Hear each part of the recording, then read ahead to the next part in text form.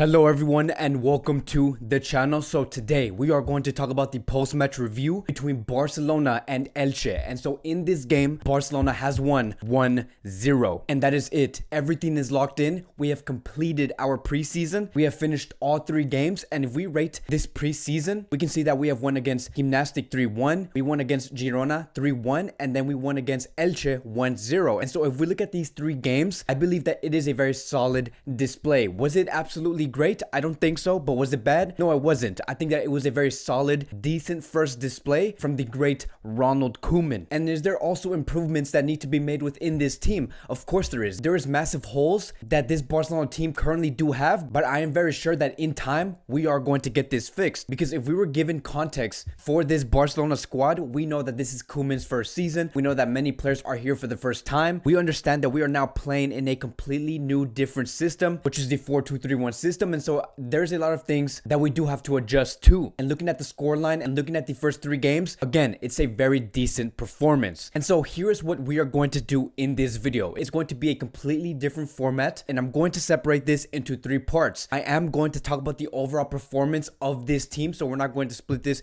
into the first half, second half, and then the overall. We are going to be talking about the overall performance, then we're going to talk about Felipe Coutinho, and then lastly, I will be talking about Riqui Puig. And I want you guys to really follow through this whole video, because these 3 subjects that I will be talking about is all going to be connected. And I really want you guys to understand my point that I'm going to be making at the end. So if we look at the lineup that did start against Elche, we can see that this is not the team that we wanted to see. Obviously, this was basically the starting 11 that did play against Bayern Munich and many other teams. So it did bother us in some way. And so besides that, when we did play this match, again, we did see the 4-2-3-1 system. And to be very honest, I believe that throughout this whole game, this team right here really does look like they do want to score. And this is certainly not a team that does lack chances, because if you and me saw this match, you know that these players here, they do want to score. They do want to put the ball behind the net. This is a team that's very hungry and that wants to make things happen. And you can just see, just by watching the game, that this team does like to push forward more frequently. We're not a team anymore that likes to do a lot of side passes. We have improved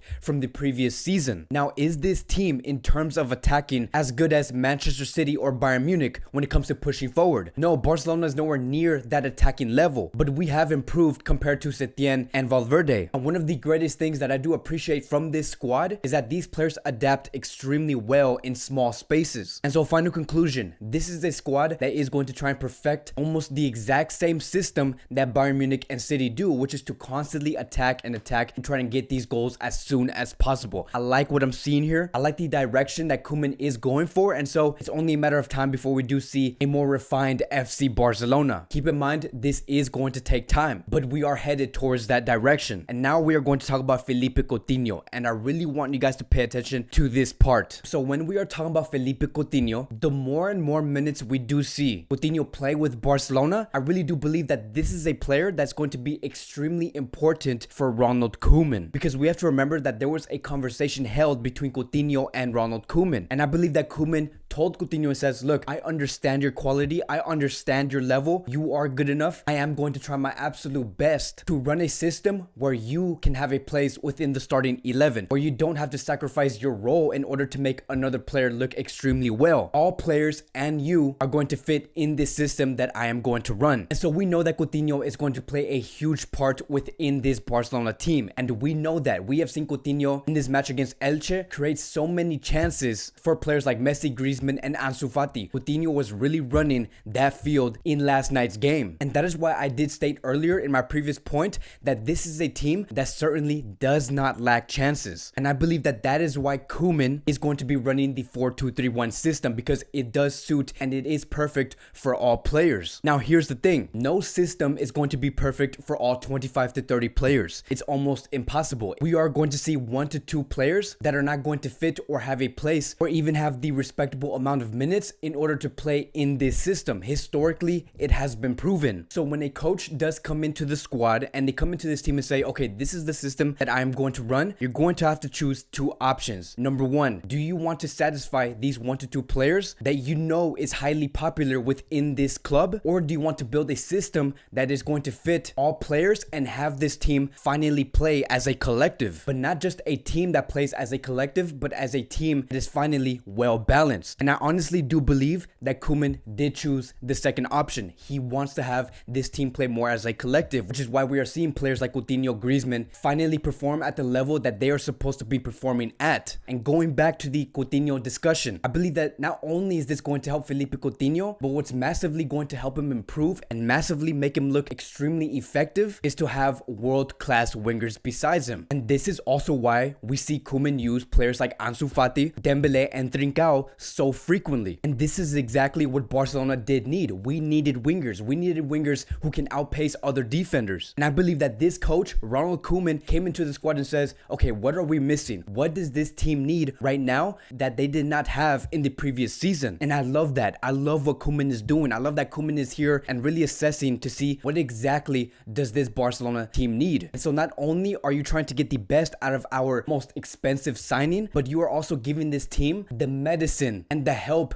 that this Barcelona team greatly needed in the past 2 years. And speaking about Dembele and Trincao, in this match against Elche, we did see Dembele completely outpace many defenders and almost created a chance on his own. Then we saw Trincao, who had a great combination with Felipe Coutinho, and he almost had his first goal under FC Barcelona. And so great things are happening when it comes to these wingers. And this is going to lead me to my next point. We are going to talk about Riqui Puig. And the reason why I'm going to make this as my third point is because there was an announcement that was made before the game. And it says here, according to Gerard Romero, he stated, Ronald Koeman has informed Riqui Puig that he does not have him in his plans. Koeman has told Riqui Puig that he doesn't count on him and he should look for a way out. Koeman communicated this message to Riqui Puig yesterday itself. His game system will not be able to help the player. Koeman considers other players ahead of Riqui Puig. There is going to be a lot of competition to play. So here's the thing, right?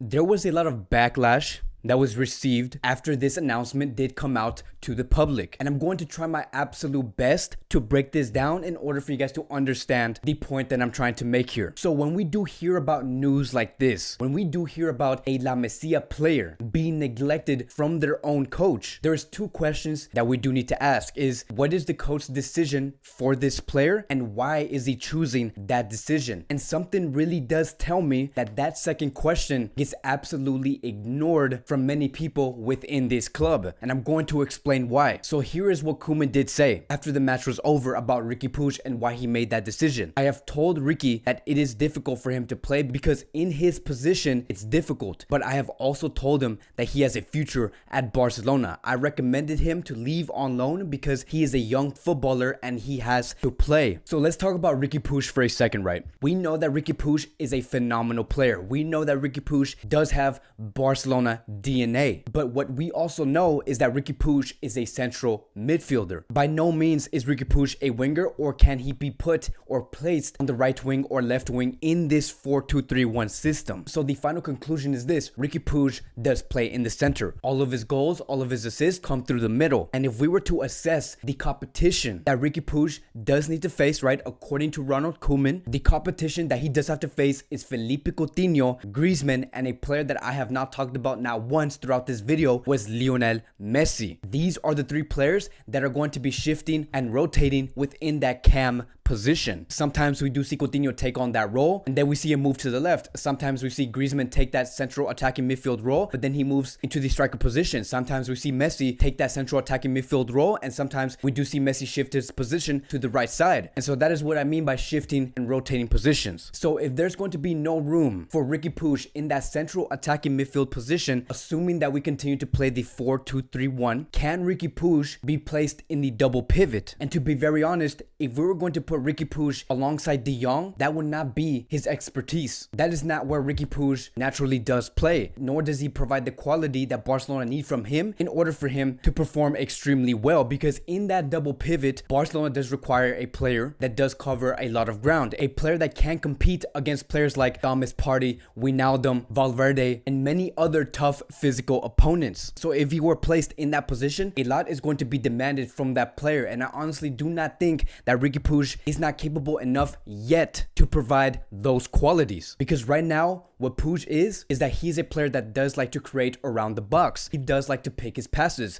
That is his gift. And when Riqui Puig does that, he is a world-class player. So let's go back to the central attacking midfield position. And let's just say that Riqui Puig is going to be forced to play in that position, and Koeman says, all right, fine, I'm going to put him in that position. If we do place Riqui Puig in that position, that would automatically mean that Messi will be playing on the right wing, Coutinho plays on the left, and Griezmann plays just in front of Riqui Puig. Then that is going to bring the result of missing the width yet again for a third season in a row. And that is why I did explain in my previous points. What Koeman is doing right now is bringing something that Barcelona did not have in the past 2 years, which is the width, which is the players who do have the speed, the pace, who can punish teams like Bayern Munich when they do leave space behind them. Because what I believe happened against Bayern Munich is a lesson to be learned within this Barcelona club as a whole. And what Koeman is doing here is that he does want to aid that problem. And I'm happy to see that players like Dembele, Trincao, and Ansu Fati are absolutely flourishing and bringing something that Barcelona greatly needed. And we know for a fact that Ansu Fati, Trincao, and Dembele are going to be lethal once they are 100% fit and they know their roles. Because then in result, you are going to have a collective that's extremely balanced, and you will finally have a system that is built for many other players to fit in. Which is why I did say Koeman is going to have two choices. Do you want to build a system that is going to satisfy 1 to 2 players that is extremely popular within this club, or do you want to build a system that is going to fit all players? And now seeing that Koeman is choosing that second decision, this team looks much more balanced. This is a team that Messi appreciates so much more than ever before, and it is unfortunate to see Riqui Puig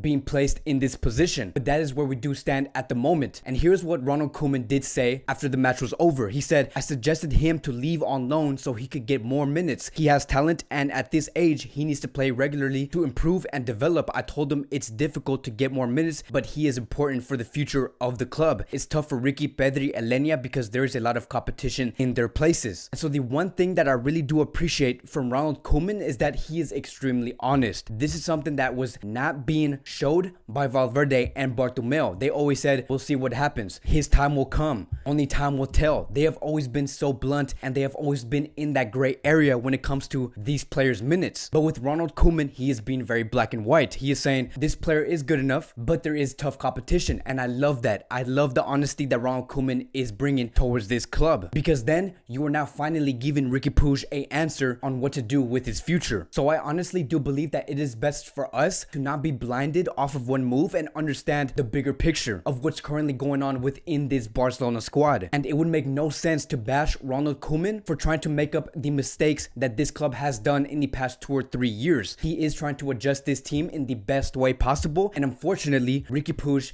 cannot compete with the players that's currently in Barcelona. But right now, Barcelona is headed towards the right direction. They are headed towards a direction that is going to be very similar to teams like Man City and Bayern Munich. And it's only a matter of time before we do see that final product of Ronald Koeman's FC Barcelona. And like I said before in this video, there's always going to be 2 important questions to make when you do come in to a brand new team. And that is, why is this decision being made? And how do we assess the problem that we did have in the previous season? And so we are seeing that Ronald Koeman is trying to do exactly that. So that'll be it for today's Barcelona post-match review. Let me know what you guys think about this decision. Do you prefer Riqui Puig to go to Ajax, go on loan, and then come back in the summer of 2021? Or are you in the decision of having to play Riqui Puig in this starting 11 no matter what? Even if that means that is going to greatly affect the other players like Dembele, Trincao, Ansu Fati, and Felipe Coutinho. So thank you guys so much for watching. Please like, subscribe, comment, and I will see you guys in the next video.